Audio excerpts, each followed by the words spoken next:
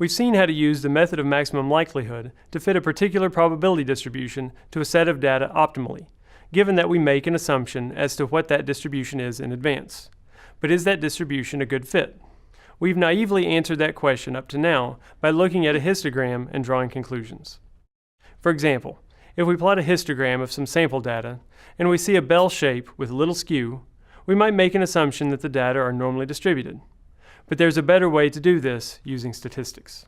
Goodness of fit tests typically quantify the discrepancy between the sample data and the values that we would expect to see from a particular distribution. The null hypothesis is that the data follow the particular distribution, and the alternative hypothesis is that the data do not follow that distribution. That is, we assume that the random variable that measures the phenomenon that we're interested in follows a particular distribution, unless sample evidence suggests otherwise. For example, we assume that the heights of adult males follow a normal distribution with mu and sigma that we found using the method of maximum likelihood.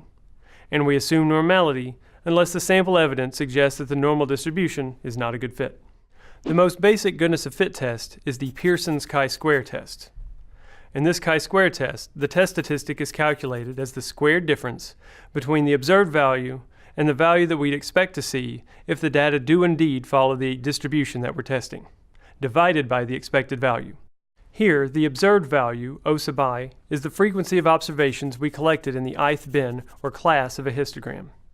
And E sub I quantifies the frequency of observations that we'd expect in the ith bin if the data follow the distribution that we're testing for. We sum this ratio across the k bins of the histogram. I always think about this procedure in terms of a histogram because we're analyzing several discrete bins or classes, just like we generate with a histogram. Another way to think about this is to take our data of size n and generate a histogram. Then we create what a histogram would look like if those n observations followed the exact distribution that we're testing for. We use the exact same number of bins and the same bin width. Then we find how different the real frequency is from the perfect distribution frequency using test statistic W. It might also be helpful to think of this ratio with probabilities instead of observations and expected observations. We could instead divide the values by n and multiply by n out front. Our test statistic, which we'll call W, follows a chi-square distribution with k minus m minus 1 degrees of freedom. Here, k is the number of bins we're considering in our comparison of sample data to the distribution, and m is the number of parameters in the distribution. For example, for a normal distribution, m would be 2, representing mu and sigma.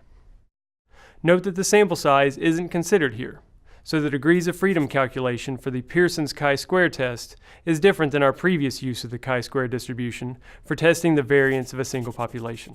This is an upper tail test, with alpha entirely in the upper tail. Why an upper tail test? Look at the test statistic again. The numerator is squared, so the differences will naturally be positive. If the observed values and the expected values are similar to each other, that is, if the difference in O sub I and E sub I is small, then the distribution must be a good fit.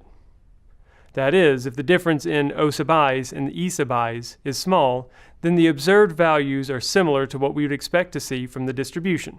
So the distribution is probably an appropriate one for the data. So we wouldn't want to reject the null hypothesis.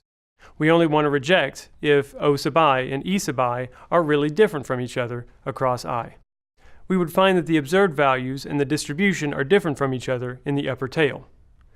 If O sub I is different from E sub I, that difference will come out with a large value of the test statistic and will fall in the upper tail. The best way to explain the use of the Pearson's chi-square test is with a few examples. We'll use Excel to help us out with these calculations in some upcoming videos.